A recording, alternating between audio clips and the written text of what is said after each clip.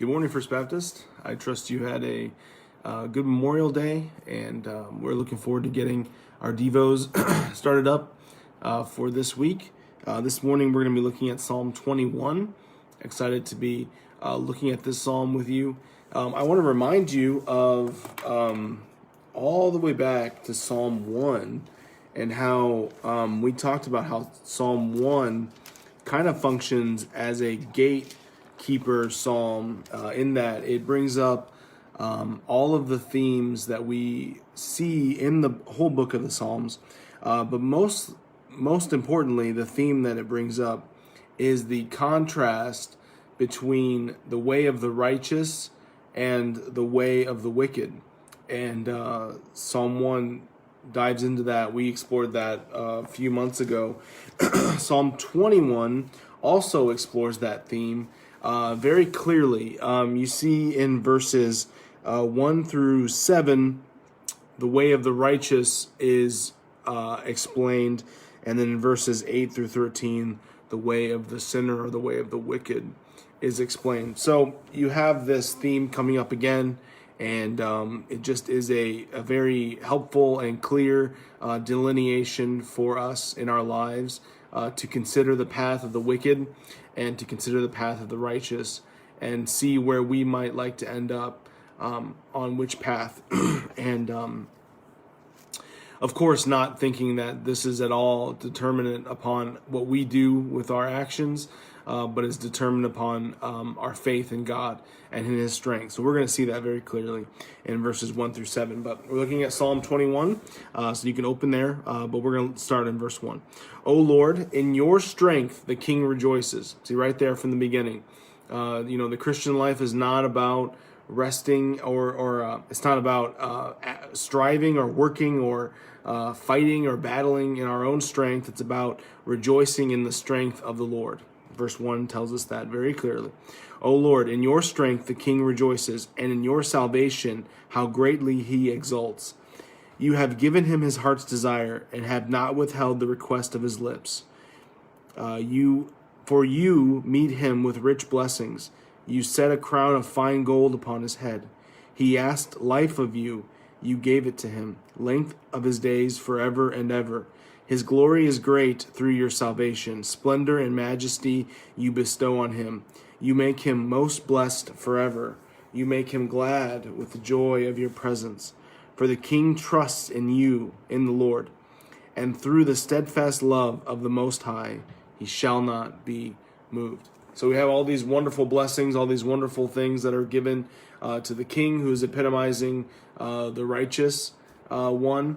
And they all come to him by means of his trust in the Lord and through the steadfast love of the Most High.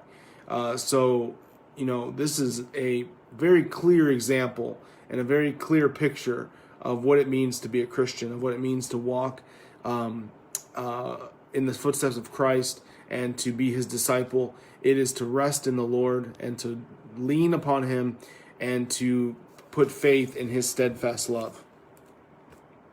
And unfortunately, this is not the path of all of us. This is not the path of all of those of us who live in this country or in this city or in the Quad Cities. This is not the path of those all throughout the world. Unfortunately, there is another path that many take, and it's described in verse 8.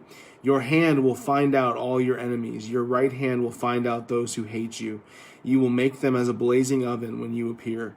The Lord will swallow them up in his wrath, and fire will consume them. You will destroy their descendants from the earth, and their offspring from among the children of man. Though they plan evil against you, though they device mischief, they will not succeed, for you will put them to flight. You will aim at their faces with your bows. Be exalted, O Lord, in your strength. We will sing and praise your power. So we have language reminiscent, difficult language, reminiscent of Psalm 2, of course, where the kings of the earth are plotting and planning against the Lord and saying that his law are chains on them. They want to cast those chains off, and those plans come to naught. And we're called at the end of Psalm 2 to bless the Lord, to pay homage to the Son, lest we perish. but all who take refuge in him are blessed. And this is exactly what we see in verse 13, a call to praise and to sing praises to the Lord in his power.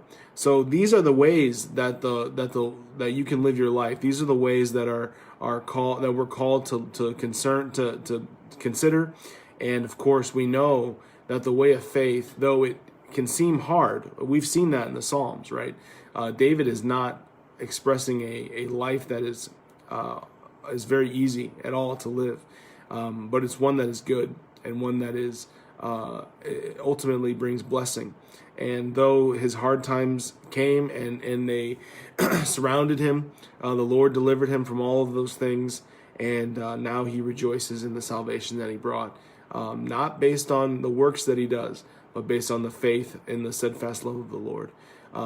So to not do that is to be destroyed, is to enter into destruction. So I pray that you will take those considerations into mind, and will trust in the Lord to walk in the ways of faith. And it's a daily struggle. It's a daily battle. It's not something that any of us have mastered by any stretch of the imagination, but it's something that we can walk every step daily and just continue to walk in that way. And then a word to verse 8, how unfortunate it is that not all walk in the way of faith. And that should sadden us, but that should also give us a confidence, but also a motivation, because we can be instrumental in bringing people into the way of faith. And the first way is expressing the joy that comes through faith, through a life lived in faith in God. Expressing that joy, especially in times of difficulties. So, are Facebook feeds filled with joy and hope, or are they filled with frustration and judgment, or difficulty or sadness? Or are we expressing our hope in the midst of this painful time, in the midst of this frustrating time? Are we expressing our joy in spite of it? And I know that for myself, I have to consider some of the things that I've said, some of the thoughts that I've had, and the frustration that I might be experiencing and expressing to those around me. And it may not be a good characteristic or a good description of the joy that I express, that I claim to have in God through Christ. So we can be an example to other people to come to the way of faith, and we can be influencers in that way. And I think we just need to consider that the responsibility placed on us by Christ. And it's tricky. Like I said, myself included, we have to think about these things, and we have to make sure that we are presenting a joyful face and a joyful spirit, no matter the circumstances, to those around us, so that they might see the way of faith as being one that they want for themselves, and that they might come over and be saved from the destruction that comes to the unrighteous. So just something to consider this morning as we are thinking about this, and I hope it blesses you, and it certainly has helped me just realign my thoughts in a frustrating time that we find ourselves in with the coronavirus, and the scary time we find ourselves in with this virus. So that's Psalm 21. Looking forward to just continuing our study in the Psalms together. I'm not sure of the live stream schedule for this week. It got a little changed with Memorial Day yesterday, so I think Pastor Ben will be sending out an email, or I'll send out an announcement on Facebook about the live stream schedule. But I will be joining with you again at some point this week, so I look forward to that, and hope you guys are having a good week, and we'll be able to enjoy some of the warmer weather this week. But miss all of you. Looking forward to being together very soon, and hope all is going well for all of you.